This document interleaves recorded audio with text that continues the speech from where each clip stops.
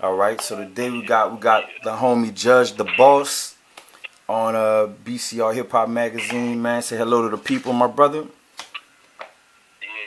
What's happening? It's your boy Judge the Boss. No doubt, Judge the Boss. Man, I was excited, man, after you people rampage kind of put me up on you, Yeah. cause I had a little chance to do some homework. You know what I'm saying? Dig into you a little bit.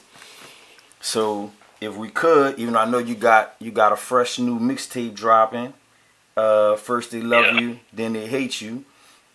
If we Yeah. if we could, man, I like to kind of build up to that moment. You know, if we can, if you got the time and the mental power to share with me. You know, Oh, yeah, definitely. cool shit.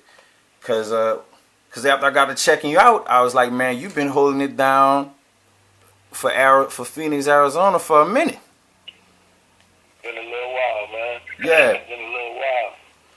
So for yourself, man, can you remember like the first video that you did in your city that popped off that had people vibing off you? The first video that I did, period, Yeah. since I had been doing music was a video called Money All Around Me. Mm-hmm. You know what I'm saying?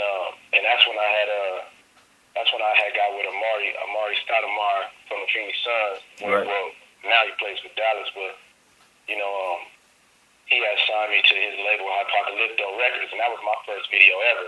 Okay. And it brought the city out, you know, off his name and my name, and you know, just all the stuff we had been doing that year. Mm-hmm. So it was crazy. We had so much fun. It was like, I don't know, man. It was just crazy. It was live. Cause yeah, when I checked that out, I peeped out that you were signed on my label, and I remember after I saw it, I had like a flashback. I remember like the hip hop news like really popping off, saying that Amari had a label, and I remember seeing him talk about it. You know, and it looked like you was able to learn a lot. That's what I mean. I was that's I saw. I mean, I was like, man, I'm happy for dude. It looked like you got to learn a lot with that experience. I mean, so like, what's some things? Yeah. So what you got to when you walked away from that? Like, what are some things you knew about the music business and making music that you didn't know before? I know that, you know,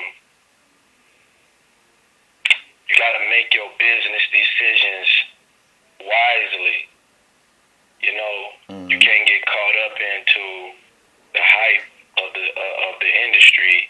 Right. Just because, you know, like you hang out with a star and, you know, he's an A-list celebrity, it don't mean that you're gonna make it through if you don't handle the business end of it correctly. You know what I'm saying? Mm-hmm. And that's just something that happened on my end of me just being one of them cats who was like, yeah, I'm gonna go ahead and just do this, man, and rock it out.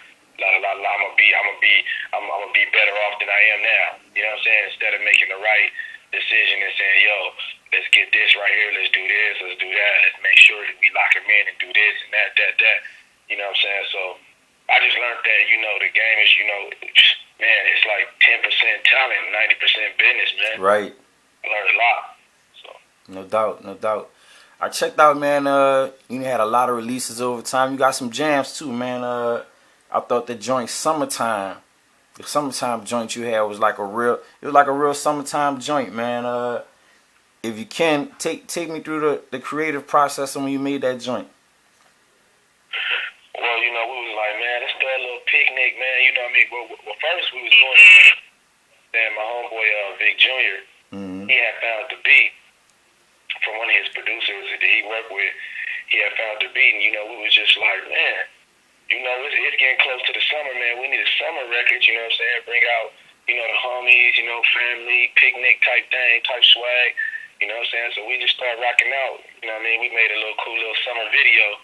The homie JD Films came out and shot a picnic that we threw with our family. You know what I mean? And kids and all that stuff. So, you know, it's a pretty cool record. Yeah, it was. That was sound like I guess I had a chance to dig back on you. It's kind of was able to watch you grow and change musically. You know. Yeah. seeing yourself now, and you know, as we talk about some of these moments through your past, man, like what are some growths that you see in yourself musically?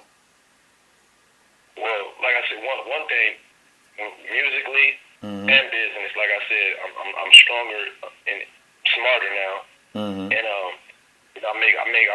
try to make the right moves, and try to meet the right people instead of just everybody, involving everybody. I try to involve the right people within my career, and not only that, as far as music, I also learned that it's easy to rap on a beat, Mm-hmm. but to turn into a character on a song is a whole nother level. Mm-hmm. You know what I mean? To like, it's almost like acting in a movie. Okay. Can you get out there and just be a good actor? 9 times out of 10, if you're not a natural, no. So it took practice to really to be able to go into the recording studio and actually transform into the character on the song, or just deliver the music to the microphone like it should be delivered with all the character and everything inside of it. I can easily go in there and write down 16 bars and all these similes and metaphors and make people, ooh, that was, whatever. But, to go in that booth and really just deliver it with the right voice tones and, stuff like that. Mm-hmm. Cool shit. Really, I ain't gonna front. At one point in checking all your stuff out, I was kind of mad at myself. I was like, man, I should be more on this dude already. I was kind of mad, you know. I saw you had the joint too. It's something like put my city on. Like ain't nothing to put my city on. I think it was you. Yeah, yeah. Mm-hmm. City Poppin'. Right. Basically, that record is called City Poppin'. Mm-hmm. One of our big homies, he ended up coming home, and he wanted to do something big for the city. Yeah. And he got me, Willie the Pole Juice, some other names out here that really holding it down. And his little brother Keys, he put together a record. Which Keys was from the west side. I'm from the south side. Willie from the south side, and then Juice is from the west. The south and the west side is like real. That's pretty much how they look at Phoenix. It's south side, west side type thing. You know what I'm saying? So with us coming together, it was kind of big for the community and big for the people. And when we put the record together, the record was going up, and then the homie went to jail again, and then everything just kind of crumbled, and people going this way. Like some of the cats inside the group chat, inside the song, had problems with each other, and the big homie was the one that was kind of like keeping that down. Mm-hmm. But then they started having problems inside the group, and it was just crazy. So that record kind of just died off. No doubt.